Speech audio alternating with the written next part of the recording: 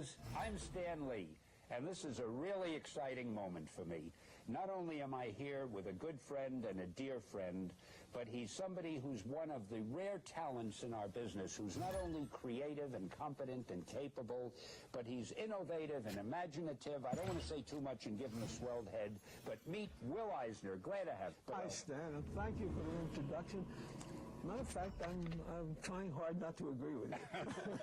Well, I think the people watching will agree, especially after they see what you've done and what you're doing and what you're going to do. Now, we have a number of books on the table that we're going to show, but first, I have a feeling a lot of people would like to know, where did you grow up? How did you get into this? Just tell us a little about your background, Will. Well, I grew up in New York, in the Bronx, went to DeWitt Clinton High School. So did I. Did you? Yeah. My, that's amazing. Well, a lot of us did. A lot of other fellows went at DeWitt Clinton, and it was there at DeWitt Clinton that I began to do comics. I did my first comic strip for the Clinton newspaper. Really? The Clinton News, yeah. And you mean it was an actual strip? You wrote it and drew it was a comic strip as a high school student. Wow. And however, that was an outgrowth of a career that I had really set for myself, had nothing to do with comics. I wanted to be a painter and a writer, but I could neither paint well enough for galleries nor write well enough for magazines and books, so that I took two ineptitudes and made an aptitude out of it. Began doing comic books right after high school. I stumbled into Wow magazine, which was a boys' children's magazine. Sold them a page of comics, and when it went out, I realized that when the magazine collapsed, I realized that there was an opportunity for a comic book original pages. Yeah. Comic books, it was the birth of the comic books at the time. Superman had just started and so forth. It was a little before your time. Yeah. About 4 or 5 years. About a day or two before.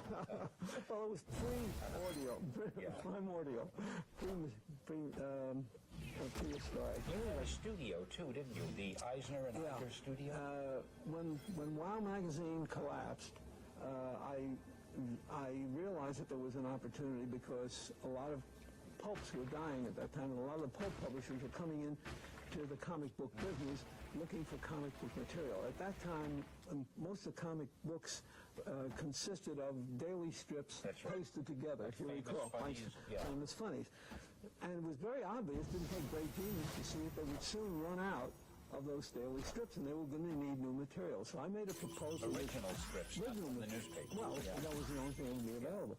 So I made a proposal to Jerry Iger, who was also out of work because he was the editor of the magazine collapsed. We were both on the street, so to speak, and I said, I'd like to start a studio, and we'll produce original material. He was 13 years older than me, and therefore a seasoned man, and he could sell. It was very hard for me to sell because I was still young and a cartoonist.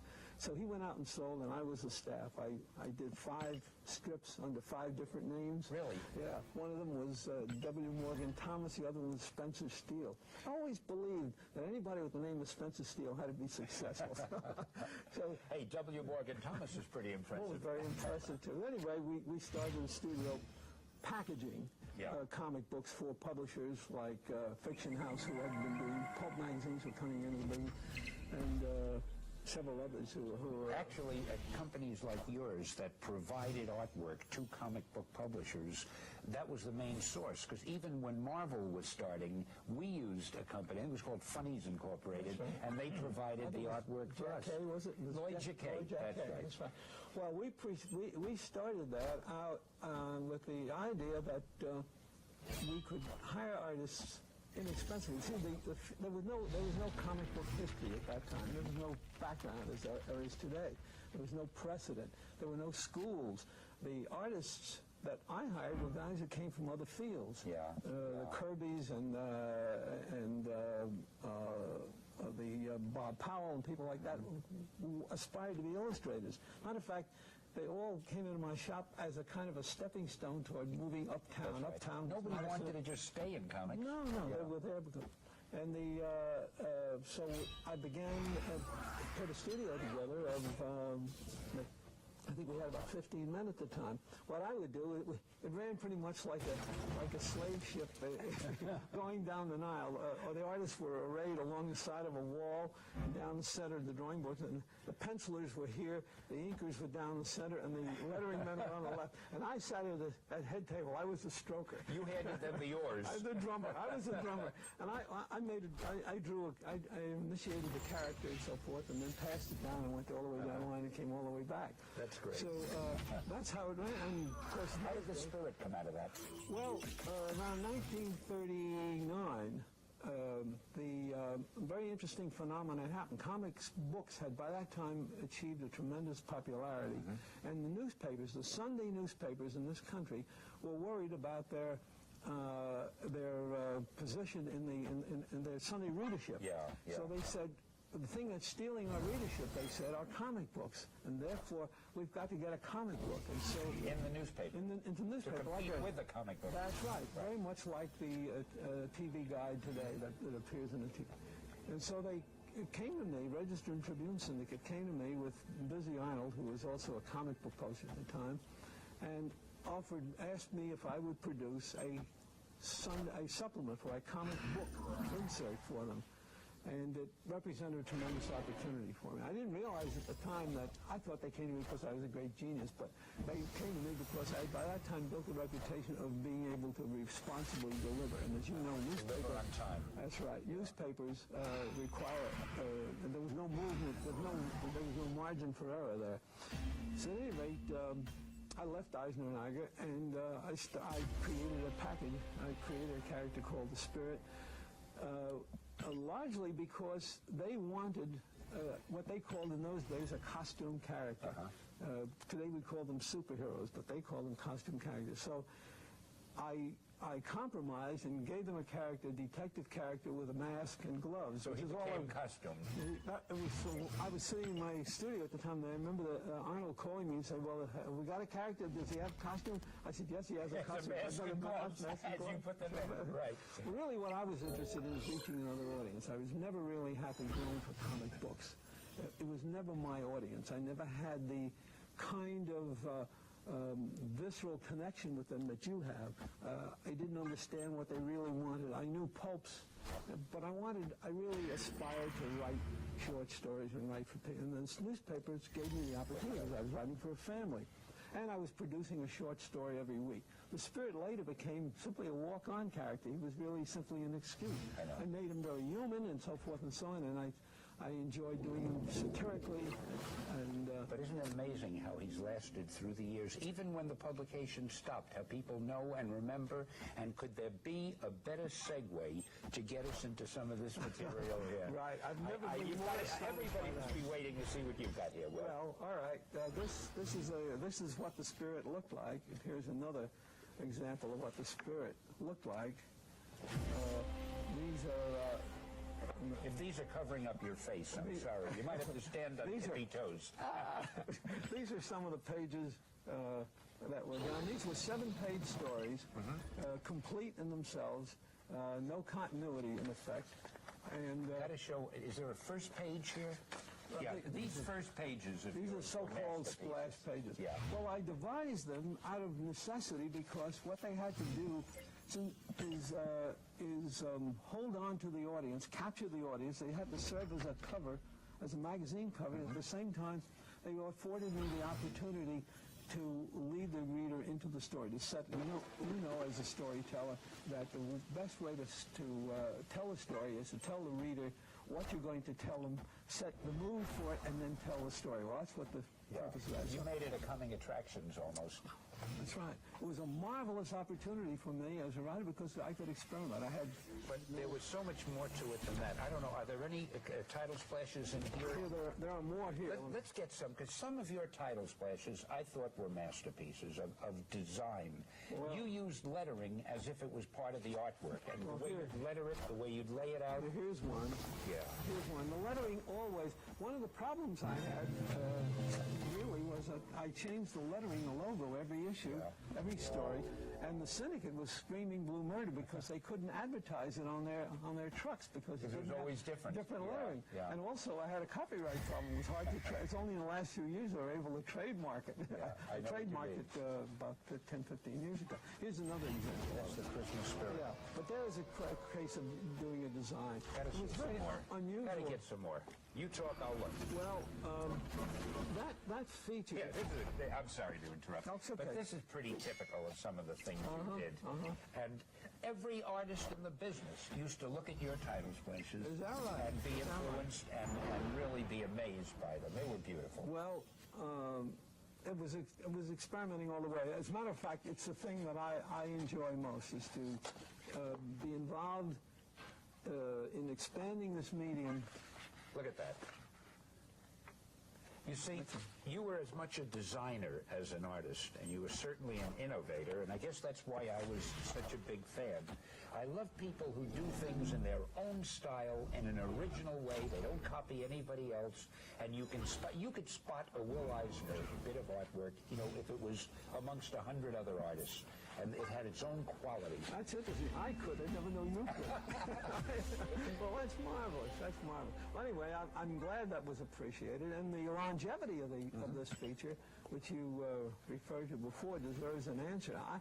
I'm as astonished by it as anybody else, except for the fact that probably the reason is that the stories I dealt with were fundamental stories. Yeah. They're stories that, like the short stories of the 30s, like the O. Henry stories, like the Ringwarden stories, which are readable to this day. They have Sherlock Holmes still goes on being usable and readable and valid even in these times. And I think that's what accounts for it, because the ambiance was all 40s and 50s. Well, one of the most impressive things about you is that not only your artwork, which, as we can see, is superb, but you were a great storyteller.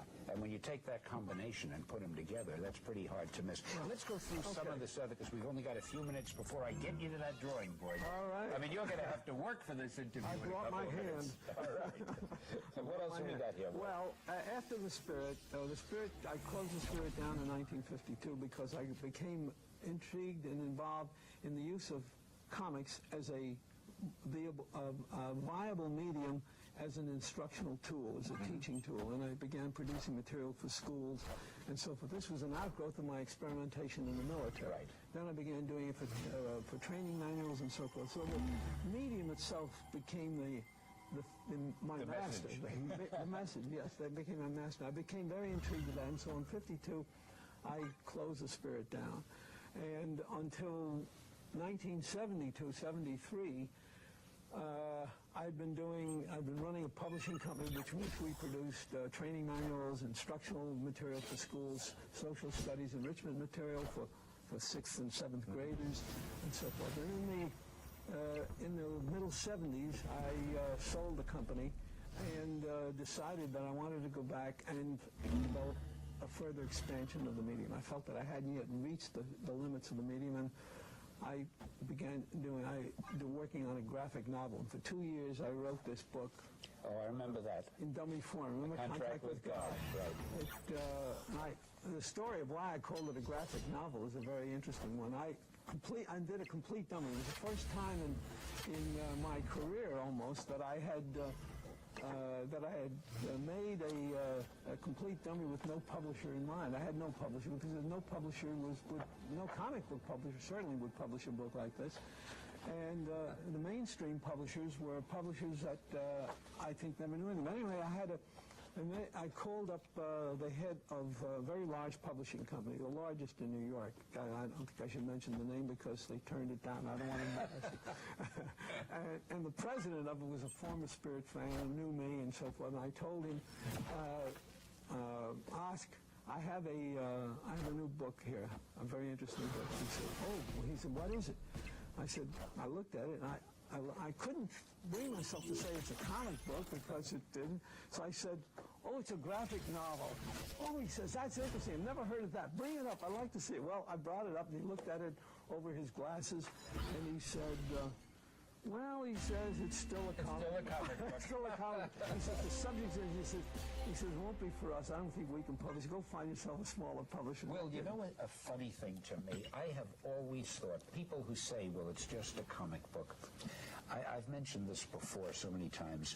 If Shakespeare and Michelangelo were alive today, and decided to collaborate, if they said, let's do a comic strip, and Shakespeare said, I'll write it, and Michelangelo said, I'll draw it, and they did, would anybody say, well, I'm not going to read that, it's just a comic book? You're absolutely right. We are, in our society, we are victims of a self-imposed categorizations.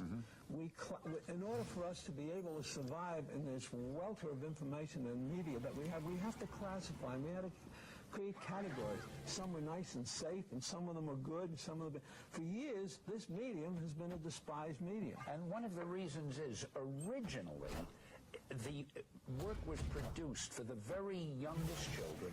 Most of the publishers were people who weren't really legitimate publishers. Exactly. And they would say, now don't use words of 2 syllables, and remember it's for kids, and keep everything simple. And there really wasn't that much literary quality, and people, it seems, have a mindset about it and don't realize how it's changed. They don't, because of the fact that they are living, so to speak, in the past.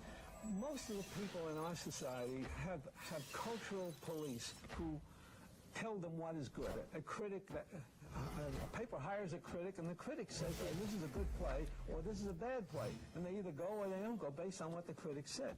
They have no way of making a choice. They haven't got time to make choices. They haven't make time to study. What's happening now is something very enormous is happening right under our skin. This medium, which I have devoted my life to, intend to devote the rest of my life to, is now probably the most proliferating literary form in this country. That's right. It is the new literacy. I keep talking about that because it is the new literacy. You know something else? It's one of the greatest weapons against illiteracy, because comics are the only things today that a youngster will read voluntarily, nay, eagerly. And obviously, the more a kid reads, the more he develops a facility at reading.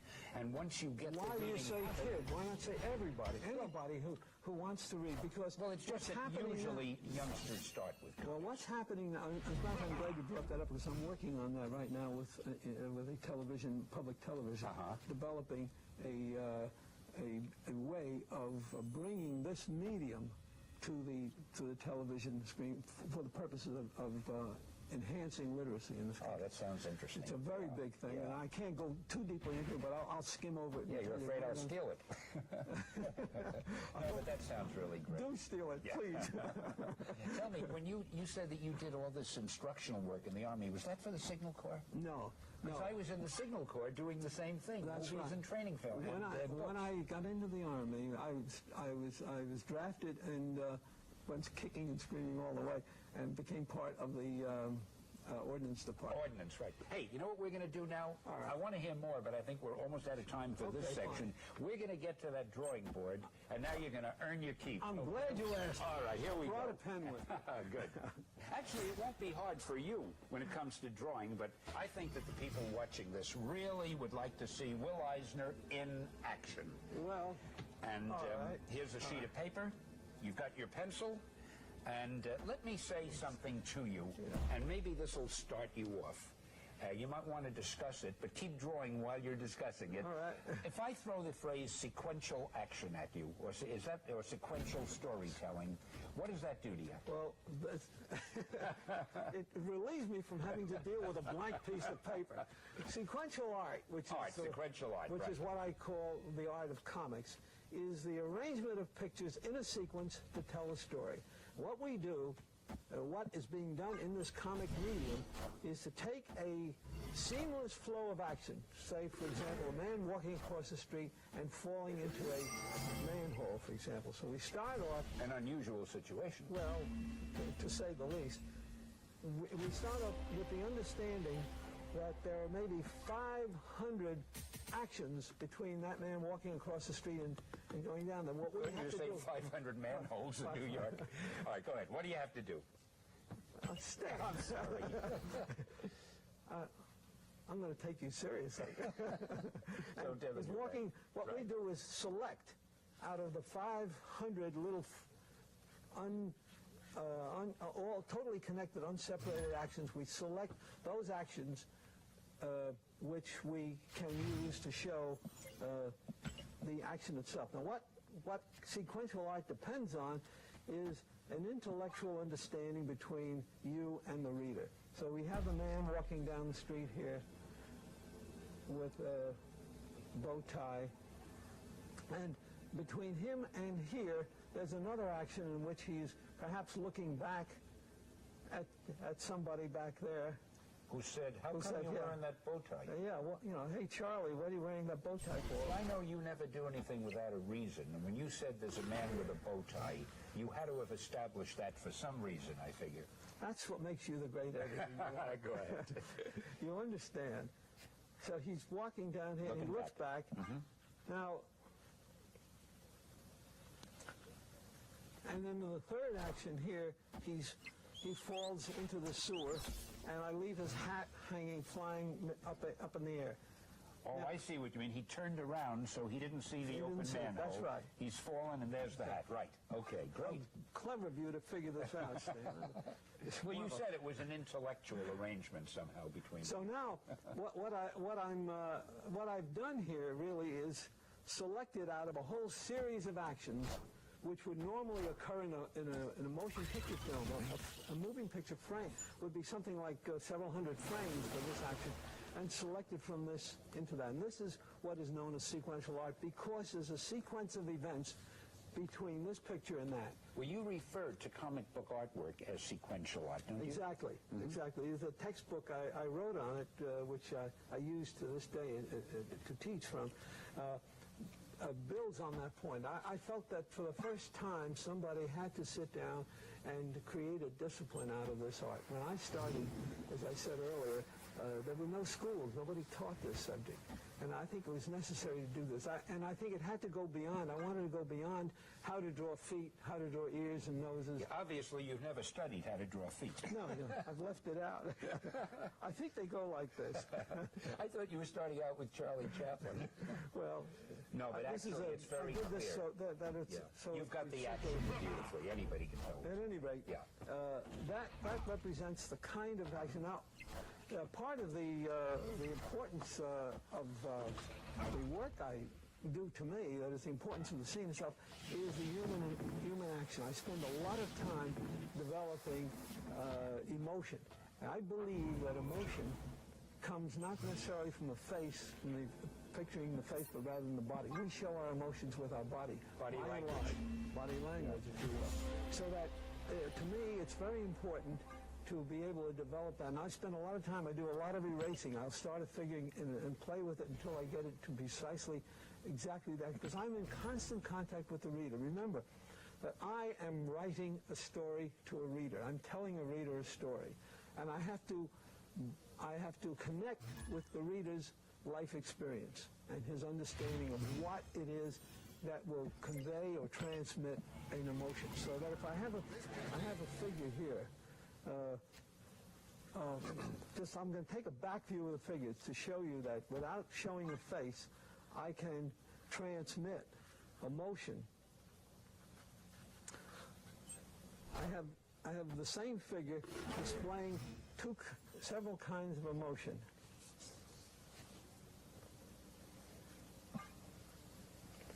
By moving his shoulders up and straightening his arms. We are still very primitive creatures, and we understand the basic animalism in each person. We understand what it is that transmits the emotion. We know that, for example, when we are tight or when we're frightened, there's a tendency to tighten up our muscles. When we look, when we cock our heads to a side, we are leaving ourselves vulnerable, so to speak, so that we do not betray the internal instincts that keep us going. I'm having trouble talking and drawing at the same time. Which is a good thing. I'm not asking you to chew gum. No, which is never the problem for me. I usually talk a lot while I'm drawing. But at any rate, what I've done here is displayed three emotions from the view. Well, this fellow is obviously very dejected. It's sad. Okay. This fellow is upright and firm. And this fellow is kind of quizzical. He's not sure. He's looking up. That's right. But I would dare say right now, you could possibly just looking at this, or any reader could, envision the face on these people without my having. And that's a very important element. So I spend a lot of time, and most of my stories, most of my books are built on that kind of device. We respond to internalism, the internal emotions, quite obviously the way animals do. For example, we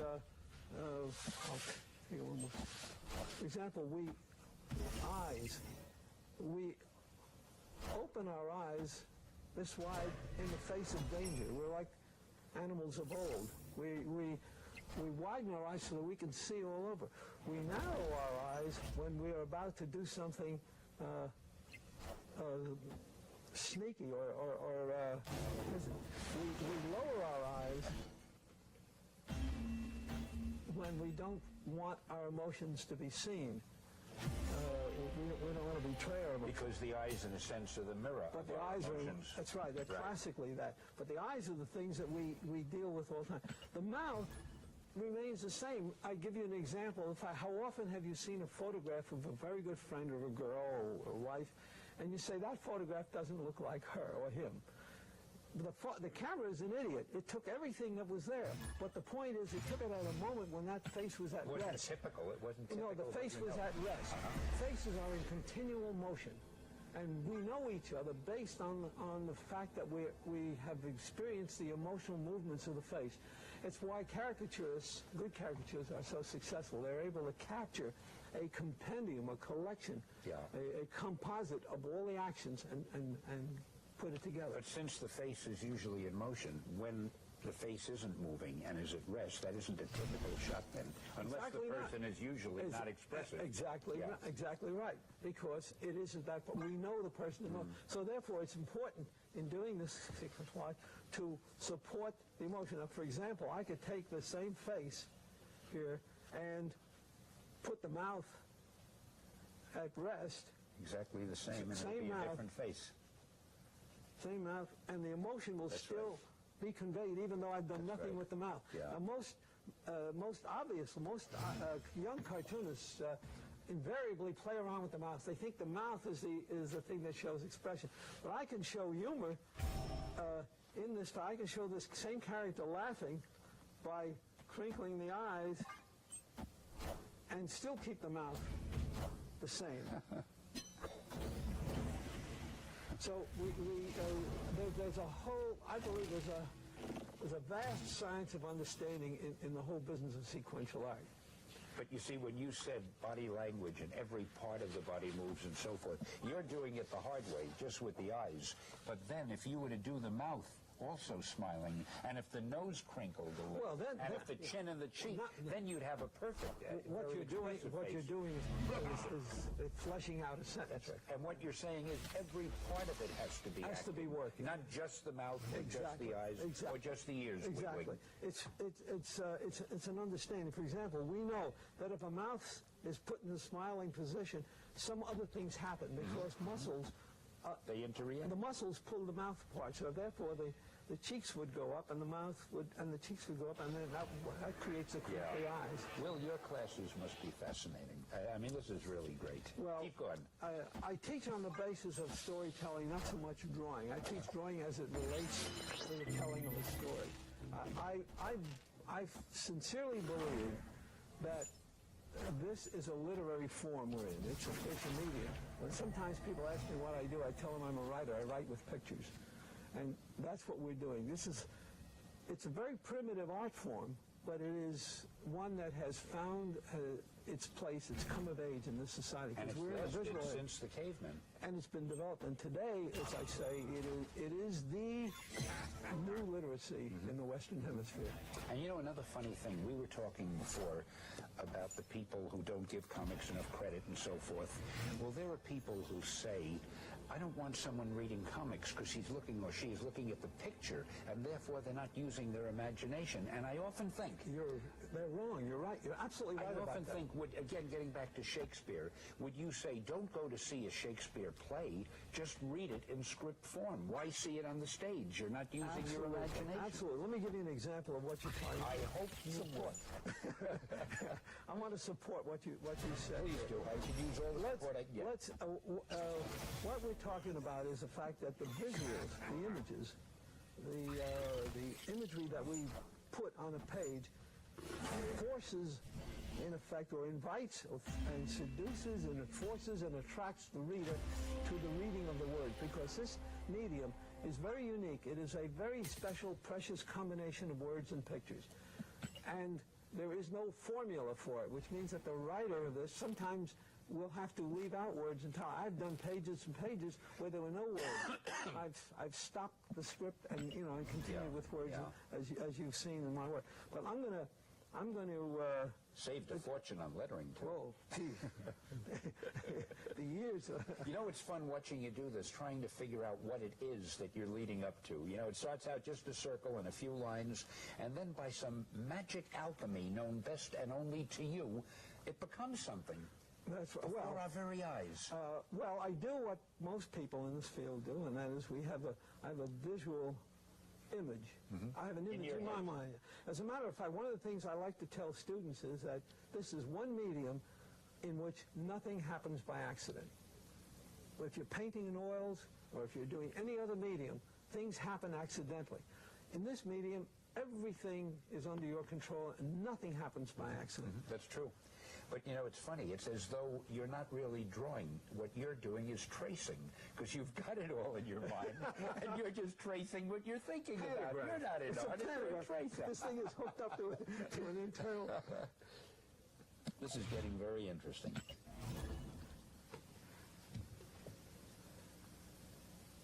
Now, this is going to have to do...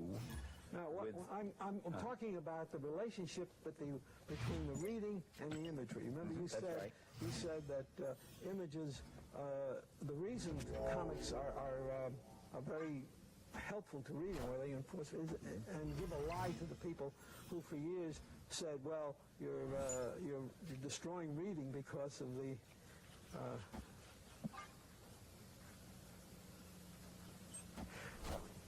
Well, as a matter of fact, when I first began selling comics to schools in the 60s, when I told you I had a company doing that, I used to have a terrible time with the teachers. They're virtually, I felt like I was a drug addict, a drug dealer in the schoolyard.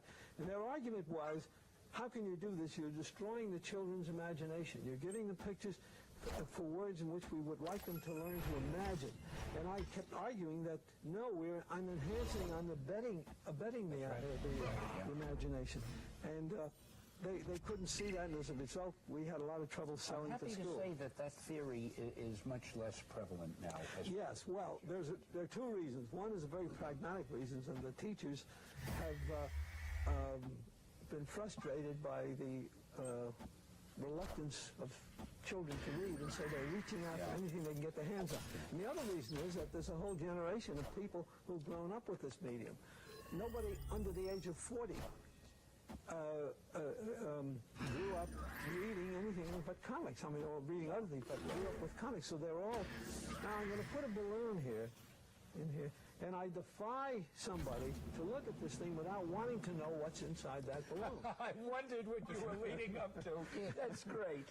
So what you have here, the necessary combination of words and balloon. This balloon could not exist without this thing, and this does not exist without the balloon. And it's that very carefully wedded combination of the two that really makes this a reading medium.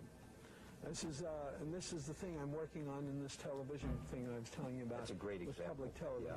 Yeah. So we have a medium here that not only is a true reading medium, but has the capacity of encouraging reading and have meaning. And Now, you see, it helps your imagination. I can imagine what he's saying very easily. And you Will know- someone please pry my feet loose from this manhole cover that they're stuck to? or something like that.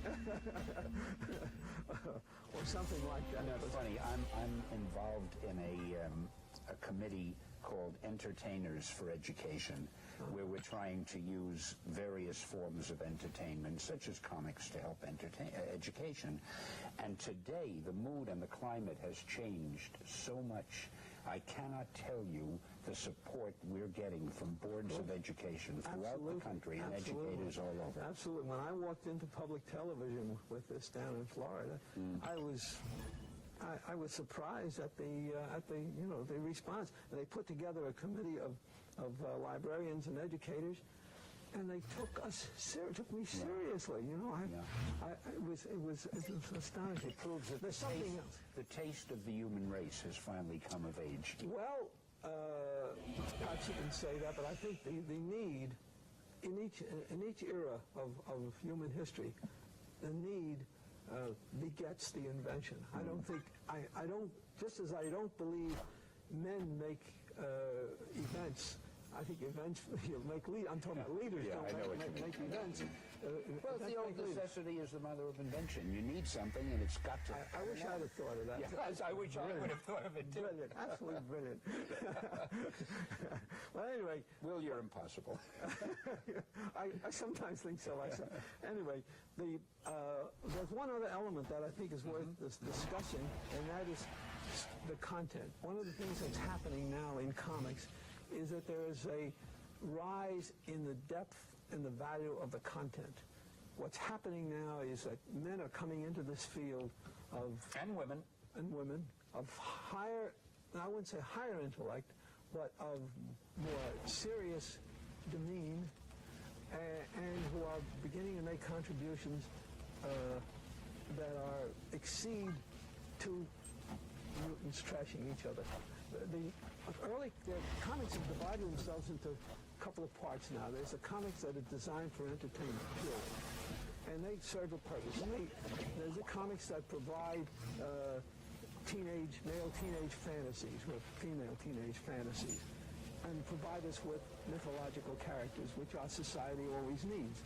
The young people growing up need a mythological superhero to identify with. So now the third force, which I feel I'm part of, is conveying works of literary merit, what I would call literary merit. I shouldn't use that because I feel too pretentious, but works of a serious nature, dealing with subjects that are not necessarily pure entertainment.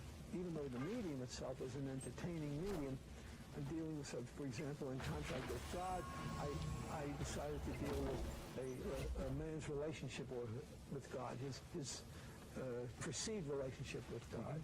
And in recent times, the last book I did is an autobiographical book in which I deal with prejudice over a period of time.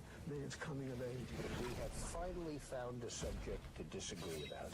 Okay, good. I think, Will, I know what you're saying, and you're not wrong, but the area of disagreement is this. I feel that any entertainment medium, anything that's done for pure entertainment also has educational value. For example, when Mark Twain wrote what he wrote, when Charles Dickens wrote what they wrote, those were commercial stories. They weren't trying... Well, Charles Dickens admittedly did write about problems in England at the time, but he was writing to sell a story. Those were entertainment. When Sherlock Holmes... Anything has educational value if it's well written, if it's well drawn, if it's well sung, if it's well danced, whatever it is. I think the people who try to entertain in any medium, but who do it well and do it with quality, they're contributing to society's fund of knowledge. I don't think you have to sit down and say, I'm going to write a story with a message. I think it is impossible to write a story without a message. I think that every story that's written, if it's well written, contains something that has something for the reader to hold on to or to profit by. Hold your hat. Okay. I'm going to agree with your disagreement. I think we are saying essentially the same thing, or at least I feel I'm saying essentially. What I'm talking about is the effort to deal with subject matter that hitherto had been regarded as being too serious, if you will, for this medium. Remember that we who are in a given medium, whether it's film or whether it's theater or whether it's comics, find it very hard to be immune to the feeling of the reader or the viewer toward the medium itself. It's almost like the slave who knows he's a slave and therefore does not aspire to do great things because he says, I'm after all a slave. Everybody says I'm a slave, and so I'm going to continue being a slave. What I'm talking about is not the fact that storytelling has no intellectual value. It does. Matter of fact, storytelling is a way of teaching that we learn as a society from our storytellers. Our storytellers tell us how to deal with life. Well, then we don't really disagree. No. Listen, hold it one second. Sure. I want to hear more, and we will. But I have a feeling you haven't drawn for a while. Let's do another one. Right. You haven't done a finished drawing. While we're talking, Will, could you do a more complete drawing, just so people know this is the real Will Eisner? All right. Well, do the spirit, whatever you want. I think it would be great if... Now, but keep talking about what you were, if you will, because it's interesting. All right. Well, what I'm saying is that the storyteller in our society, by whatever medium he works with, serves a teaching purpose. He teaches us or helps us learn to deal with with life itself. It's even Aesop's fables, as simple as they were. Well, they're a great example. Provided us. Everyone had a lesson, but they had the intention. That's why they were fables. They were written with the intention of each one providing a message. I wonder if they were entertaining. I think they No, but I mean by the very nature, because each one had a little a slogan, a little motto, a little parable, or whatever you call it, at the end of it. I mean, the purpose of it was each one was to teach a lesson. Well, all right.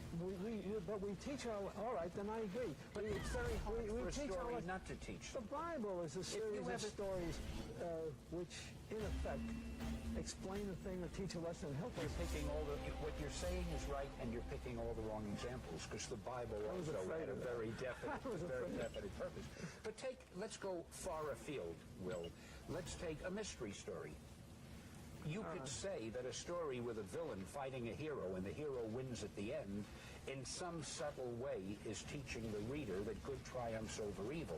And it's written in such a way that your sympathies are on the side of the good guy, and you feel that the villain is a bad guy whom you don't want to emulate if it's written the right way, if it's a well-written story. Now, there's a story with no attempt to moralize, but the moral is built in, as it would be, I feel, in any well-written story. And you can really pick that apart. I hate to name a movie, but let's take one of these trash and slash movies. Only without if you keep drawing. Only if you keep drawing. Without mentioning... Because I know you can't argue as effectively if you don't use your hands, and I want to have an advantage. Okay, you got the advantage. All right, a slash movie. Well, take a slash and trash movie. A guy who runs around, without mentioning the name, terminating people, all right? Is there a moral to that story? What does that teach us? Well, I think it may teach us a lot of things. First of all, our sympathies are entirely on the side of the good people and of the woman in that particular story. One thing that it shows is that a woman, as well as a man, can be strong, can have determination, can fight for what she believes in, and can eventually triumph. I have had many women say to me they love stories like that with strong female heroes. If I said female heroine, that would be a redundancy, and you'd probably leave the table. And I can't, I'm drunk. I would feel also that it shows that if you just keep fighting and you don't give up, no matter how impossible the odds, there's always a chance that you might persevere. Certainly everything seemed impossible for our good protagonists there, and yet they managed to triumph at the end. Now, obviously, I am grasping for something there. That movie was not written intending to be a life's lesson, but as I say, I think if something is well done, there is something in it. There's a message in it. There's some communication. Nobody can argue. Nobody can argue with that. Nobody can argue with the fact that if something is well done, and there was a time when science fiction stories were regarded as kind of a junk food, a literary junk food. And along came guys like Ellison and Bradbury and Clark, and who wrote stories that are classic and provide insight. What I'm talking about, I think what I started out talking about, and I think I got lost there, was the fact that the intent of the story. You really are drawing this while you're talking and not even thinking of the drawing, and it's good, and I think you're wonderful. Tell me about the intent. I'm thinking about the drawing. I'm not thinking about what I'm saying. Go ahead. What about the intent? The intent was to entertain, to provide entertainment, and also sometimes it was to provide people or the reader what they thought the reader with what they thought the reader wanted. That's a classic. You've heard that in the publishing world, where the publisher says, "Well, I want to give the reader what he wants," and that is my sole reason for existence, and that's why I don't want to be arrested for pornography. I think that's something subliminal on the part of every creative person, even a Will Eisner. I think when you write anything or you draw anything, you want to be sure that it reaches the audience. You want to be sure the audience will accept it. You want to be sure that the audience will enjoy it, will want it, will look upon it with fondness and confidence. That comes under the heading of approval. We all in this medium want approval. It took me 30 words and you hit the nail on the head, and that's why you're the guest. Well, thank you. You're so flattering. Wait till you interview me sometime. Overwhelmed. Have a different stamp. Hey, this is turning out great, Will. All right. Anyway, that's just to let you know that I can draw seriously. Well, it also shows that a guy who does this sort of thing can also be a deep thinker and a darned intelligent and bright thinker. Aren't you nice? No, and it's wonderful that you are concerned with these things. And believe me, when I disagreed with you, I wasn't really disagreeing in concept. I think it was a valid thing, because I think what you were disagreeing with was I took to mean the example of what I gave. But and you're right in assuming that, because for years you were altering the concept of the characters that you were creating in your shots to lift, if I may put that in italics, lift the medium or lift the concept of the so-called superhero beyond just the cardboard figure that he was in the very beginning. You know I'd never let you off this bench if you didn't say that, didn't you? I know where my bread is buttered. No, but the thing is, Will, I feel myself, artists, writers, musicians, actors, they have such influence in the world today that it's good if they are aware of that influence, and if they try in whatever way to use, I mean, we're all entertainers. That's got to be our first consideration. But if you can find a way to entertain and also do some good and also have a message, I mean, what a wonderful feeling. Well, it is. And as a matter of fact, one of the nice things about being alive and in the field today, both in films and in this field, there's a lot of people who have what I call a sense of responsibility. They say they are aware of the fact that they're producing a thing that's going to be read by 50,000 people. They have a responsibility. And you do too, Will. You have a responsibility to autograph this thing, because by hook or by crook, I'm going to keep this copy. I think it's just great. And you did prove that you can draw the spirit, you son of a gun. Oh, that's great. Remember the time in Lucca? Many years ago, we were signing autographs, and one kid came over, and you signed my name, and I signed your name. He walked us. Oh, those are the days. I love Luca. I hope they ask us back there. Yeah, it was a great time. Will, that's just beautiful. Let me see that. All right. And you know, it has the same, it has the same spirit and the same vitality as I remember the strip always having. The spirit. That is, his eyes are smiling and his mouth is smiling, and according to your theory, as far as I'm concerned, his shoulders are smiling. Everything is smiling. Well, I got to tell you something. I wish that we had more tape in another 10 hours. You're a great guy to talk to. I could draw forever. And I could talk to you forever. I love it. Thanks so much. Enjoyable. Very and enjoyable. for proving Thanks why. for inviting me. For proving why. why you're here among our list of the comic book greats. Oh, thanks so much. Thank you very much. Right. Thank you. And I'm going to take this. Highly welcome. For God's sake, don't trip and stumble and ruin the whole exit. And they won't do one thing over. We'll have to do the whole tape over again.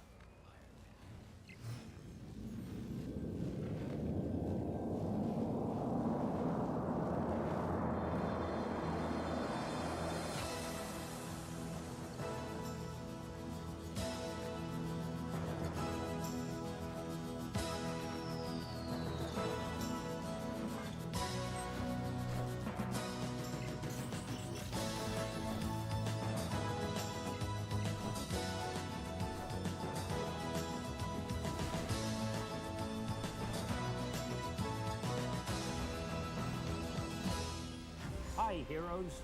I'm Stan Lee. I can't blame you. And I'm really glad you're here today because we have a great guest. And I don't want you to let his age fool you. The fact that he's been in the business for so many years, it's 3 years, I believe, and he's all of 23 years old, and I want you to know he is one of the top talents in the comic book business. He writes, he draws, he's a great guy. You'll love listening to him. And here he is, Rob Liefeld. Hiya, Rob. Glad to have you here. How you doing, Stan? Okay. And I want to get right into it. Okay. And I want to find out how a guy like you, who looks legit in every other respect, ever got into the comic book business. How did it happen? How did I get into the comic book business? And how old were you when it happened? I was 19. 19. I was 19, and I was always reading comics and got major enjoyment out of them, you know, as a kid, and decided pretty early on that that's what I wanted to do as a living. Went to some conventions, shows, and got to meet the other artists and the other professionals and saw how comic books were produced, and tried to learn as much as I could from that. I figured I had to finish high school first, or you know, my parents would have a conniption fit, so we had to get through that, and so once high school was finished and I was just working some odd jobs, I said I'm going to break into comic books. So for about a year, I worked a couple jobs, delivered pizzas, worked some construction in the daytime, and all the while, every free moment, you know, away from friends or whatever, working on my comic books. I mean, you were drawing in all your drawing, spare yeah, time. drawing. Had you studied art, or did you just pick it up on your own? No, you know, the high school art classes, you know, draw an apple, draw a flower, I mean, and stuff, and that was good. I mean, I learned my fundamentals, but I was always drawing or coloring or you know, tracing. I mean, I think I started out tracing, you know, when I was a kid. You know, and then you kind of graduate to, hey, I think I can draw this. I don't have to look at it or trace over it anymore. So I was doing stuff like that. Were you tracing comic book artwork? Oh yeah, mainly comic book art. I mean, comic books. I just thought they were the coolest. You know, the big guys, the strong villains. You know, it was just exciting stuff. I admire your taste and perception. Oh yeah, and so naturally I wanted to grow up and then draw that stuff. Now, Mom and Dad weren't real thrilled about this because they weren't really sure, you know, comic books, you know, what's that about? I mean, I used to get in trouble for reading comic books. My dad would find them and then throw them away. Really? Oh, yeah. Before or after you read them? Oh, good question. Well, sometimes I'd have to hide them because I didn't have an opportune moment to, you know, look them over. But I wasn't real good at hiding things. I'd hide them in the washroom or whatever, and I'd go to find it, and then they'd say, "You're looking for a comic book? It went with today's trash." And I'd be, really? Wow. I'd be, oh yeah, they thought that was bad news. They didn't want their kid tied up in comic books, but they don't complain anymore. They're big fans of comic books now. But anyway, out of high school, having all this, you know, built all this up from a young age, every spare moment I was trying to draw. Went to a local junior college, took some life drawing classes to see how the body was in motion and stuff. But studying the guys I like, seeing what made me respond to their work on paper, and started mailing stuff off. Excuse me one moment. Who were some of the guys you liked? I think that would be interesting. Actually, John Byrne, Frank Miller, George Perez, and those were the guys who actually were currently doing comics. As I was collecting them. Friends of mine would say, "Well, are you into Neil Adams, or are you familiar with Jack Kirby's work?" And so then I'd go, and get turned on to their work, and it was just, I was just taking everything in as I could, It sort of became an amalgam of all that was best of all. Oh, sure. I mean, I'd say, well, I like this. This guy's got a lot of detail, and this guy does cool figures, and this guy does great close-ups, and this guy's really moody, and that guy draws really realistic, and you're trying to find, well, what do I like about all these guys, and try and put it into some style that you can call your own.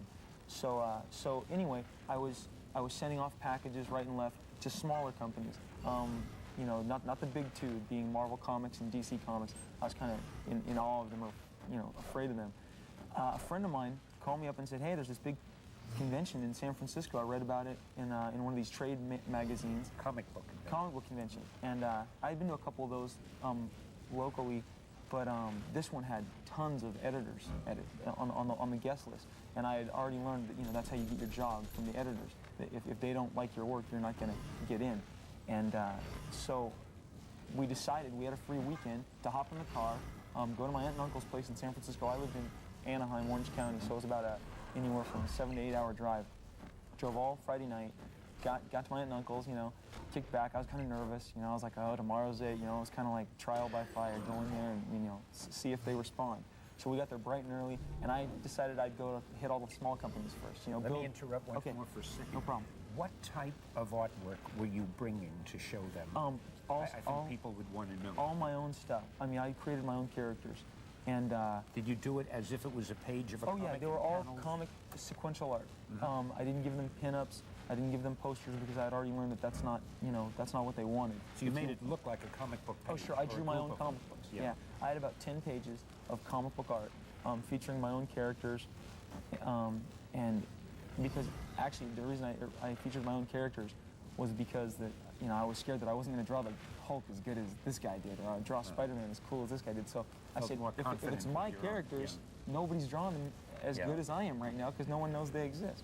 So we took them down to San Francisco and showed them to the small companies and kind of build the courage. And eventually, they were all pretty responsive, and everyone's pretty busy. The convention was pretty busy. And about midday, I went over to DC Comics, and I said, well, I'll try and pick them up.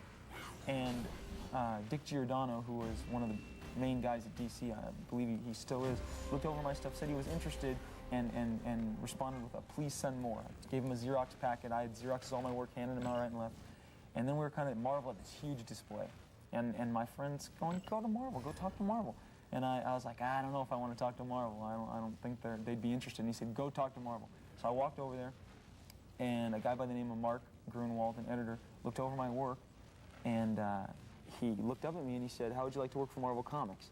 I fell over, I was like, you're kidding me, right? And he said, no, I have something right here in the bag that I can give you. Some character sketches, and like an 8-page story.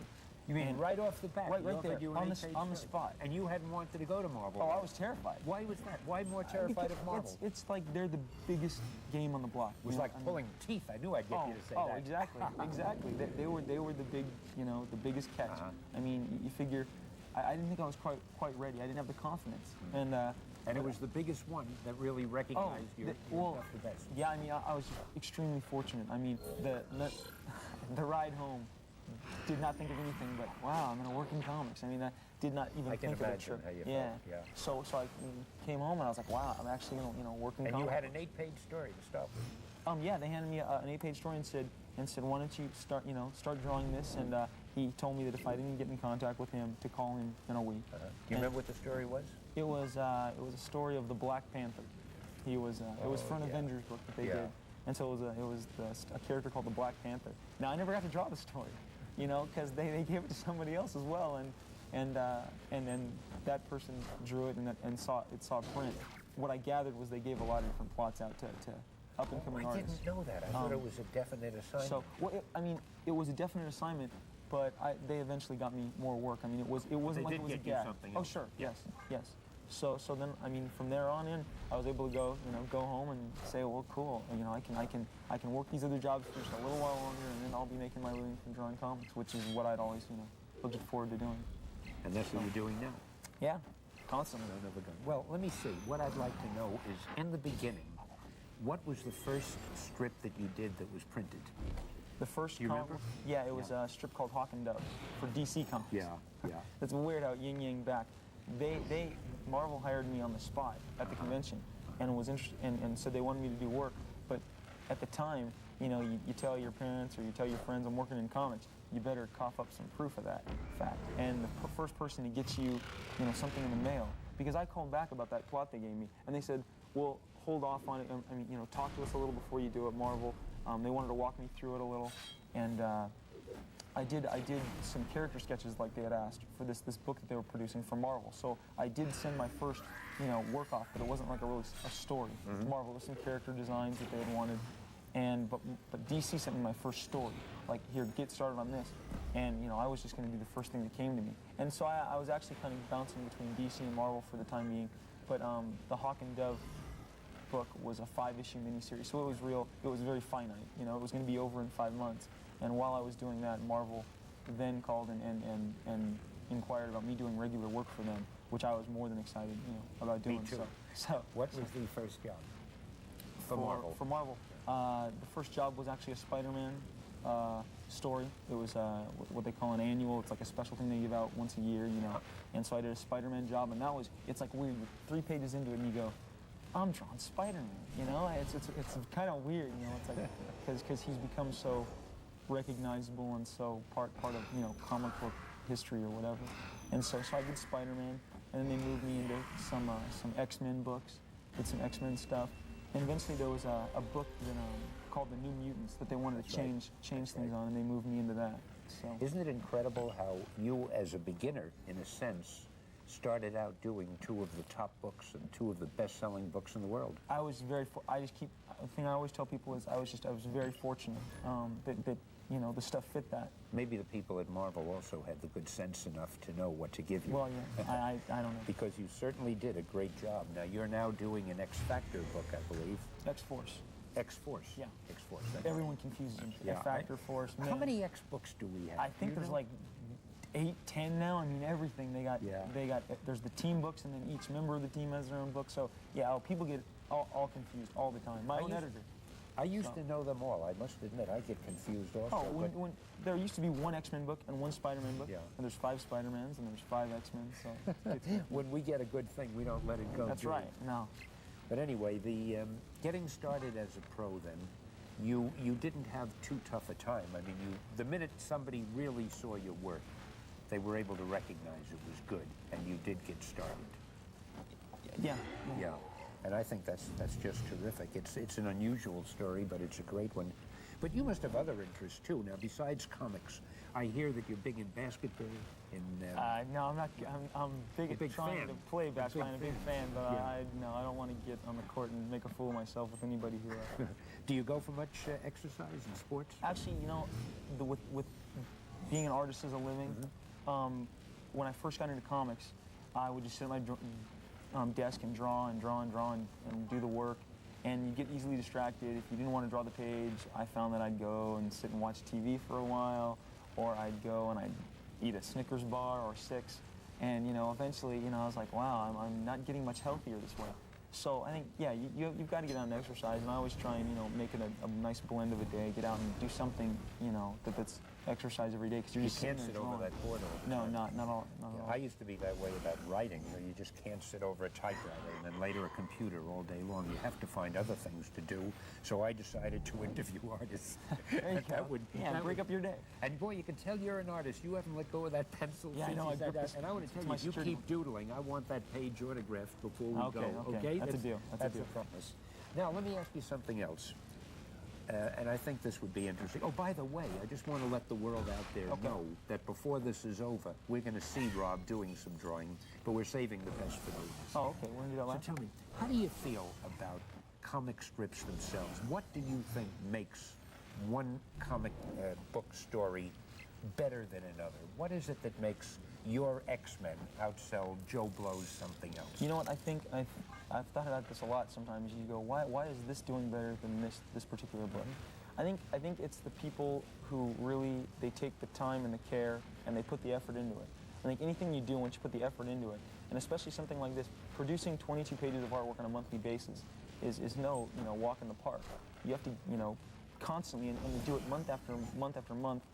It's like you have to constantly recreate yourself, come up with something new, because if you don't, your readers are going to get bored, your fans are going to get bored, and they're going to move on to something else that has effort put into it, has created.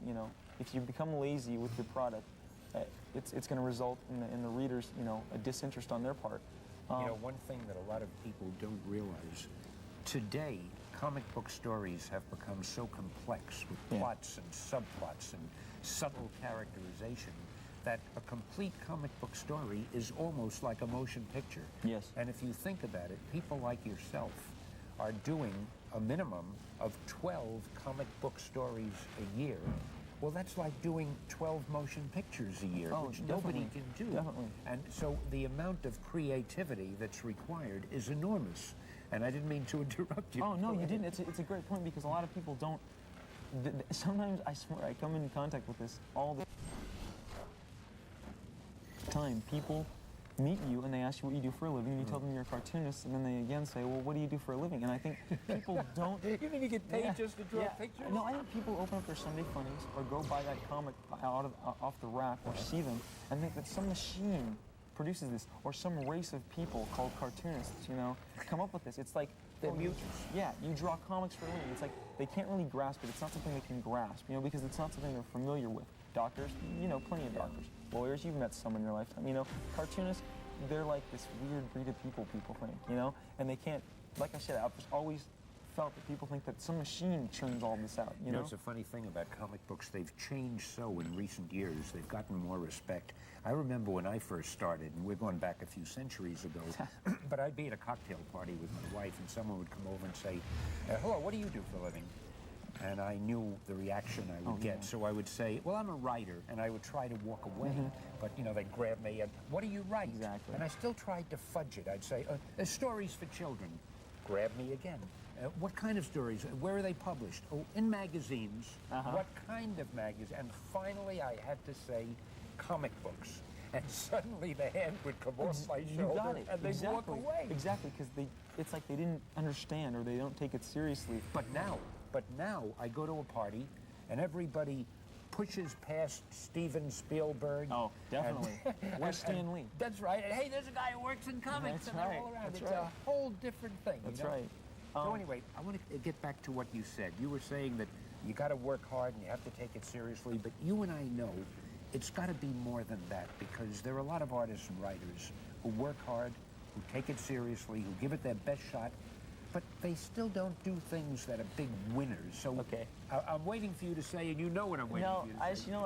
I don't want to sound, it's like, I don't want to sound like a comics philosopher or whatever, but, I think it boils down to this, oh boy, it's personal vision. I think what you look at the different artists that I liked a lot, there were certain signature things they did all the time.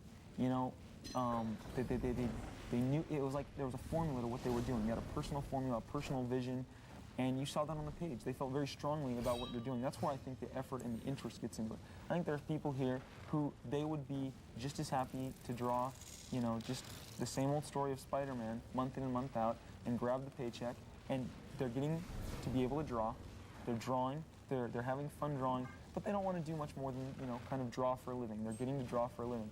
I think the guys that stand out are the guys that, it's so into them, it's bursting out of their head, there's always new ideas. When I talk to my editors at Marvel or anyone I'm working with creatively, they always say, slow down, because I'll get ahead of myself and I'll say, wait, we have to take care of these 6 points before you bring up 6 more points, because you just want to, when you have good ideas, you want to cram them all at once. You want to go, oh man, I want to show the kid this month too. One thing we forgot to mention, you also do your own plots. Yeah, I do all the plots. So you not only draw the strip, but you come up with the idea for the story. Essentially, it's writing the story. I don't feel that I've ever been like a wordsmith. I have a tendency to stutter and get. I know you're doing pretty good now. Yeah, exactly. I hate the idea that you're showing me up, but we'll talk about that later. But anyway, so I figured, why not let somebody who's better with that handle that? And Marvel. So someone Marvel else said, puts fine. in the Oh, yeah. dialogue and the Yeah. captions. Yeah. You come up with the basic plot, you draw it, and then somebody puts in Sure. the words Yes. you read on And the you know what? I have no desire. Maybe one day I'll get real, a whole bunch of courage up and put words in their mouth. But I think that would just probably ruin the picture as a whole. Right now, what I'm good at is coming up with plots and creating stories and situations. But if I had to be the guy who put the words in their mouth to talk and speak, it'd be gibberish. Now, let me just say something else. If anybody out there is wondering, why are we listening to this man's philosophy? What does he know that's more than anyone else? There's one little fact I forgot to mention, which I think is of more than passing interest. Your newest comic book, X-Force. how many copies would you say it looks like it's going to sell? We're, again, very fortunate. It did very well. I think it sold 3.7 copies, and they sold out, and they had 3.7 what? million. Oh, yeah, million. Sorry. I think that's an 3.7 million. important key Yeah, word, don't you? 3.7 million copies, and then there was another 1.5 added on that. It came out above 5 million copies. More so, than 5 million yeah. copies. Yeah, and you know, it's weird. You just kind of hear that, and it didn't really faze me until a few weeks later. I read about this band who their record company was really happy about them selling 1 million copies because they got, I think platinum or something like that, gold, platinum, silver, bronze. And then you kind of go, wow, that's a lot of comics to sell. You're going uranium. Yeah, whatever. Yeah. But I think it's even more than a lot of comic books. I think that is more than any comic book have ever sold since time began. For now. All right. For now. Oh, well, we'll break your record next week, probably. And that's their it'll goal. probably be you Yeah. who breaks it. No. But I mean, it's a phenomenal, fantastic thing to sell that many million comic books. It was a surprise. And that's why I'm listening with rapt attention, and I want Oh, to come learn on. what I can You've sold, about what makes. If we tallied up everything you've sold, it'd be in the billions. So. Yeah, but it was over 30 years and a lot of issues. Yeah, well. It isn't fair to torture the viewers any longer. I mean, sitting here with you this way, it's like I'm with the world's greatest, or one of the world's greatest pianists, and I'm not letting him play the piano. Or I'm with one of the world's great magicians and not letting him do a trick. I mean, here's a guy whose artwork is totally fantastic and phenomenal, and we haven't let you draw yet, and we're going to rectify that right now. How about coming over to that drawing board over there and showing everybody what it is we're talking about? Okay, let's do it. Terrific. All right. I have a feeling that our viewers would probably love to see you create a brand new character in front of their eyes. Okay, Think you're up to it? Exclusively on this show. Yeah. Terrific. As a matter of fact, today, I'm just going to start right now. How do you start with a new character? What do you think of first? The name? Yeah, the name. I think the name is really important. Kids don't get excited over, Petunia Man or Milkman. They want the Hulk or Cable or this new name I got for this guy. His name is Die Hard. Die Hard. And it sounds deadly. Sounds deadly. I think the kids would like him. So first of all, we give Wait till him Bruce standard. Willis gets after you. Oh, yeah. He'll be a big fan of this character. Okay. So you know you're going to call him Die Hard. Now, once you've got the name, what do you do? I then try and give a visual that goes along with that name. Something like I already said, Die Hard seems to be like a deadly type name. You'd think of something, Die Hard. Doesn't sound like a cream puff at all. No, exactly. So anyway, we're sitting here and we're drawing him. And I've got about the basics down here, and I'll go to ink right now. I noticed that all these heroic characters, they kind of stand like this, bow-legged with their arms like that, right? Oh, sure. That's showing how tough they are. That's right. How wide they can swing. And I wonder how if I far would look apart. tough if I stood like that. I don't Oh, know. you gotta flex your muscles, Stan. But the drawing sure looked that way. Okay, so... Now, do you, in your mind now, know what he's going to look like? Are you just drawing this according to a picture you've already got in your mind? Exactly. Something like I said, he'll be a tough guy. And first of all, his face. His face, Gotta have a face. Yeah, gotta have a face. And this face, even this big jet black stripe down the middle here. And it's mysterious. You can't see his face. That's pretty mysterious. And maybe we'll never show his face. So the kids will always wonder, who is this guy? And so there he's got his, in black. Black kind of says something. Maybe we'll make him all black and red or something like that. That's what I like about your drawings. They all make a statement in some way. Okay, and then we're gonna give him the chest right here. So there's a big black vertical line going down the face between the eyes, covering the nose and where the mouth would be. So far. And right now I'm just gonna go out and underline and outline what I've kind of got down as his anatomy, you know, his figure. And you put it in very lightly in pencil first, just to give yourself a guide. Yeah, just a guideline. You know, I noticed one thing about your drawings. You don't finish a line very often. You draw in a staccato way. You draw a little bit, then another little bit, then another little bit. You leave spaces between the lines. That's very interesting. Stan, that's one of my trade secrets. You know? Really? Break up the lines. Yeah, Well, it's only you and me talking. You can talk about it. Okay, let's see. It's safe with us, I hope. Okay, so here, I'm going through, got his anatomy pretty much down. You know, got him some strength to his figure. You know, again. Yeah, I'd say he looks pretty strong. Okay, we're almost done here. We got the legs done, give him some multiple muscles in his legs. Sometimes, you know, fans go, where do they get all that muscle? You know, they drink their milk every morning. They're strong guys. You'd be okay if you didn't draw so slowly. I think you'd really be. Yeah, I got to draw faster. That's my new goal for the new. Well, you draw a minimum year. of 20 some odd pages a month, right? Yeah, minimum. That's no walk in the park. I mean, it takes some effort. It's really incredible. You draw it in pencil, then you draw it in ink. Yeah. That's after you've plotted the story. Yeah, after I've written the story, and then I lightly sketch it out, and then we go to ink. Okay, so we've got his figure down. Okay. Okay, so let's give him some gear. Now this is the exciting part, putting the costume on, right? Yep. And we'll give him some gear. And I always liked gear when I was a kid. Yeah, who doesn't? You always seem to throw something around the shoulders. Yeah. Pretty dramatic. It's a fashion statement. Yeah. So we're giving him fashion statement. To make it some high-tech mumbo-jumbo, give him some more lines, you know, looks like more technology, more hardware. My wife would say she loves the way you accessorize these guys. Yeah, they're definite fashion plates. Okay, so now I'm going through giving a little more muscle. Okay, we've got some stuff on his shoulders, you know, we got to give him some kind of cut for his costume. Okay, we'll start with his shoulders here, and we'll go over here, and then we'll cut down. Okay, do something like that. Then we'll cut in here, and let's see, we'll do this. I'll blacken all this in, so it'll be clear to see in just a second.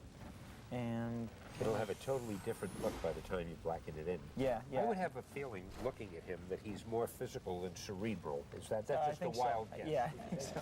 Yeah, that'd be safe to say. So, okay, see, we got him the lines under the eyes, kind of makes him look mad. We'll give him some little ankle. Here, let's give him a guy named Die Hard. Should be able to fly around, so he can fly down on the people and then swat them. So there, he's got some jets. This is what enables him to fly. These are little jets, are they? Yeah. I should have known that. Okay, so we're giving him his neck thing. What would his personality be, would you say? Wouldn't talk much. Kind of guy that gets the job done. Clint Eastwoody?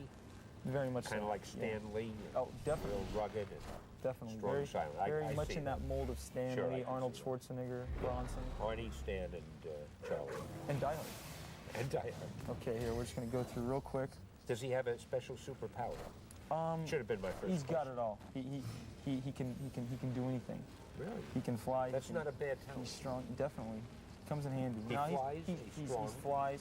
He can, let's say he's got super strength, can lift things, throw them at people, throw cars, I'm throw almost buildings. afraid to ask the next question. I hope he's a good guy. Oh, definitely. Oh, thank definitely. goodness. Definitely on the side of good.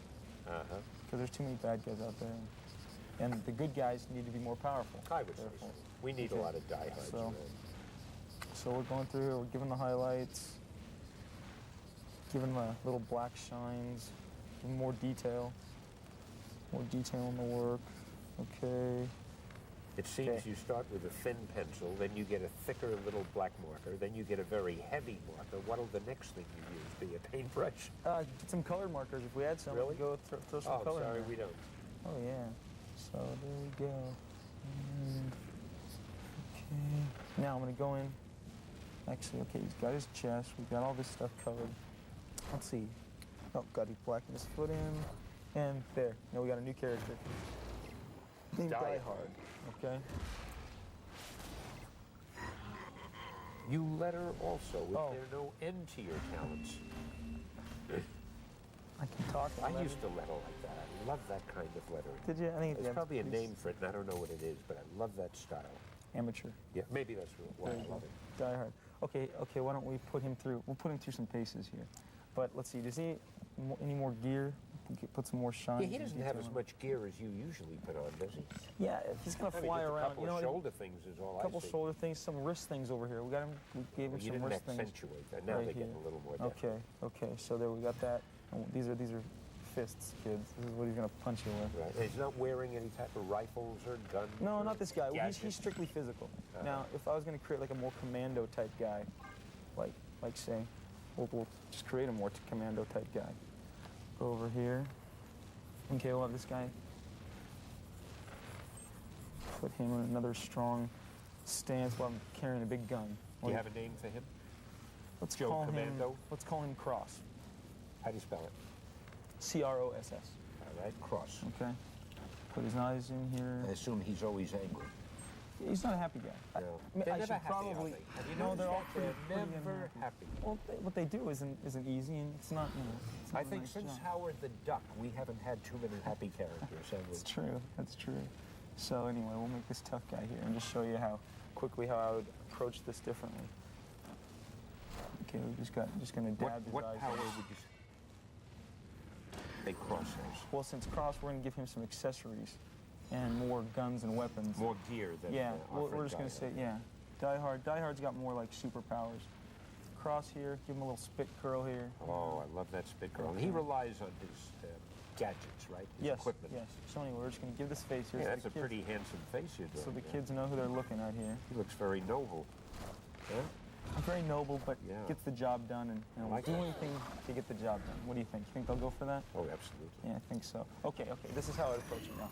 Giant neck, Right. giant neck, okay? Right. Now, if we're going to give him gear, Now, it's the gear that really turns yeah, me on. I because wanna you see criticized that Die gear. Hard because he didn't have Yeah, enough gear. Die Hard didn't make it for me. Yeah, Not enough okay, gear. I'm sorry. Okay, well, here, why don't we All put right. a shoulder pad over here, and over here, we'll got to give him a huge chest again. This guy, he'll be even bigger than Die Hard. You know, every time I think of your artwork, the first thought that comes to mind is huge shoulder pads. Okay. I'm surprised your T-shirt doesn't have a lot of padding in it. Yeah, I'm just not as big as these guys. Wouldn't look good on me. I don't know how big they'd be without all the equipment. Okay. No, I guess he's pretty big. So, okay, now with this, we're gonna Wish you wouldn't make it look so easy. accessorize this guy to the T. Okay. We're gonna give him some pockets over here, because he can carry his ammo and his bubble gum. Have you ever drawn them before, or are you making them up now? This is the world premiere. Really? Yes. So I'm in at the beginning of a new superhero called Definitely. Cross. Cross. And obviously, if our lawyers are tuning in, you and I are creating this together, so we Of both course. share the copyright. I mean, you couldn't have done it. Have if your not for lawyer this. call mine. Okay, my people will But call yours. I got a great tagline for him already. What's Don't. that? He's the guy you don't want to cross. Very good. Oh, that's There good. you go. I like We're on that. a roll, Stan. Yes, we're sir. gonna sell a bazillion copies. Commies. I have a Commies. feeling Comics. with your artwork, we'd sell a billion of anything. Nah, Cross is going to be the big seller. Everyone's going to have a Cross comic book because he's cool and he's accessorized. Okay, now we're putting these things on his shoulders. Okay. And Do you ever say to yourself, what do these things on the shoulders do? oh or do sure, you just have he would things on grab your these off. He would grab those off and throw them, and they'd like explode. Like boomerangs? Oh, Sure. like explosives, okay. Explosives, yeah. Great. To get him out in a pinch. There you go with the little lines that have little spaces in them again. I'm I telling like you, that. the more you I point like that out, the more you're going to draw attention to it, and then I'm going to have mass competition. And No, nobody else would know how to do it like you. let's hope not. Okay, so then give him some more belts, some more gear, give him a big tank top. Those rippling muscles, there's his chest. Here, okay, and his belt is full of more stuff than you would imagine. Right. Just all right. sorts of gear. Here's the gun. And gun every one of pocket. those compartments holds something different. Oh, definitely. And here's his belt buckle or 6. And there's Yeah. some more explosives. There's another pocket. Okay. I'm going to give you Over here. 2 minutes to finish the accessories. Let's see how you go. Okay, let's see how fast can we accessorize. What about that wristband there? What is that? Okay, you do? know what we're gonna do? We're gonna give him spikes. Oh, he's got to have spikes. Okay, spikes. So if he misses you with his fist, he gets you with his forearm. Yeah, and we're gonna talk about spike later, right? That's why I want to rush you. There's one subject we forgot to cover. Okay, well we're We'll gonna get back to to it. that table and get Okay, to but it. first we got to accessorize him. How am I doing on time? I think you've got about another minute to go. Okay, how about we give him a holster right here? Not trying to get you nervous, but be nervous. Oh no, There's the I'm good under holster. pressure. I'm good under pressure. I see that. Okay, there we go. Okay, we're gonna get this. Give him a glove on this hand. We didn't glove that hand. So we'll give him a glove on this hand. Does the glove do anything, or it's just a glove? Nah, it's just so his hands don't get dirty. I bet if you had time to think of it, the glove would do Oh, something. sure we would. But here's the big bazooka gun. And that's behind him. He's carrying that on his shoulder. And it's Oh probably yeah, tucked down it's back coming there. over here. Right. Boom, we got this here. Okay. Actually, I'm gonna go to the thick pin so we can hurry this up and I can make your incredible deadline that you put me under. Now, there's just one more subject that I think I want to talk about, but This has been absolutely great. So Now, there. does he have special kind of boots? Yeah, we'll put pads on his boots. Any spikes on him? On these one over here. On the side, that's good. On the side. Moving spikes on the So you side. see, that's my contribution, right? Okay, you got Okay, it. so it's definitely a collaboration. Have your lawyer call me, Stan. Okay. I think you did a good job on my character, too. Hey, thanks. Actually, why don't we? Might as well put spikes all over. Heck yeah. No one will touch Certainly him. on No the one shoulder. no one will get near him. I you know hope he what? doesn't tilt his head down like that. He's Oh, me dead. too. Cut his ear off. Okay. Another weapon back there? So now, is he? You like him? You like him? Is he accessorized? I enough? think he's great. I really Okay. do. And his name is Cross. Cross. Now, I hope everybody will remember they saw our creation first, right here, right? Yeah, right here. Right here. Oh, on, that's terrific. on your video show. Okay. So he's hairy. Oh, throw a little more A hair little on more the chest hair. You always put that in, don't you? And there we go. Cross is history. That is great. So I we hope the cross- camera is catching this We'll beautifully. put. Oh, how about this? We'll put cross. In our style of lettering. Oh, yes. The infamous style. But the only thing when you do that kind of lettering, it must always overlap. You see, like that S should be like that. Oh, you never actually- let them touch each other. That's See? right. Like That's there. yeah. I made a mistake there. So you didn't bat 100, but it's okay. okay. You're all right Put a in my big book. cross there. That's his logo. Thanks a lot, Terrific. Stan. All right, let's get back, and we're going to talk about the one subject I've been saving till the end, which Okay. fascinates me. Okay. All right. Let's do it. What I wanted to say, and I've been waiting all during our little talk, I understand that this is not your first bout in showbiz. I understand that you are an old-timer at this sort of thing. Not And quite. that you have done a world-famous commercial, which almost everybody has seen, and I think I would love it if you would just tell us about it. Okay, I'm going to assume you're talking about the 501 commercial. Well, It's the what only- else it's the would only, it It's be? the only commercial Okay. I've done. Yeah, they have this Levi's 501 ad campaign, and the gist of the whole campaign is to get people who do unique jobs for a living, and then they plug the jeans through that. And you know, you wear your 501s while you bungee cord jump, or while you milk the cow, or in this case, I was fortunate enough while I draw comic books. There was a phone number that came on the screen and you know, said if you do something interesting in your 501s, why don't you call? So I was just as a fluke, I wrote the number down on my board as I was drawing, and I called, and they asked to leave a 45-second message, and I told them that, you know, my name was Rob Liefeld, I told them how old I was, where I lived, what I did for a living, I worked for Marvel Comics, and if they wanted to find out more, call me back. A couple weeks went by, and I really didn't hear anything back from them. And then one evening, about 9 o'clock, it was later in the evening, it surprised me, they gave me a call, and said they were the Levi's company, and that they had got my call, and they were interested in doing the commercial. So to make a long story short, eventually everything got hammered out, and the cool thing was, right before it started, they said, well, you know, Spike Lee directs these. And I'm a big Spike Lee fan. How can you not be? Oh yeah, and really enjoy all his movies, and have always thought that they had like a comic book element to them in the They do, style of which he yeah. directs. And so I was really excited. That was a real highlight. So while doing the commercial, they asked me several questions that had to do with comics. I mean, actually about 100 questions. They sit there and you film, and they filmed a lot of information, which they then cut down to a 30 seconds ad spot.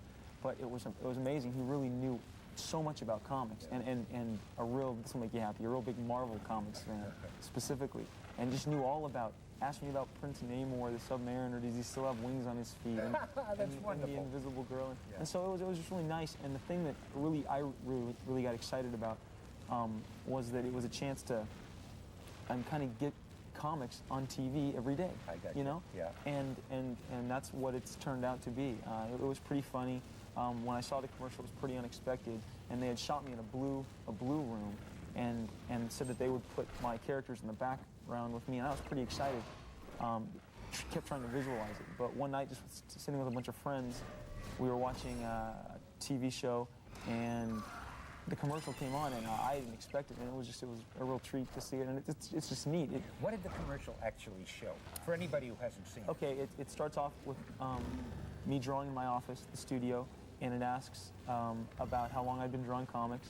It asked about how my parents felt about it. Disembodied voice asks you these. Yeah, this is Spike Lee. Yeah. Spike Lee is asking. But you don't see him on You see his body at one point, and then in the middle of the commercial, he asked me to draw him. He says, "Who is this?" And I say, "It's Spike Man." He had wanted to see himself That's great, as Spike Man. a superhero.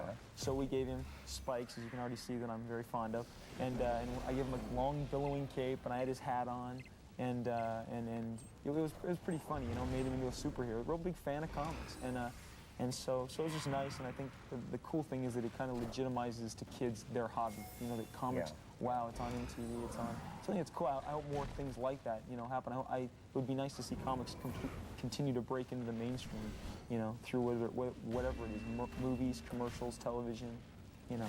Rob, I got to tell you, I think that you are a great spokesman for the comic industry, a great evangelist for comicdom, and I think you've made it very clear to everybody who's been watching this why we call this series The Comic Book Greats. And I thank you very much. Thanks a lot, Stan. Never had a better time, Okay. and I hope we can do it again. All right, thank you.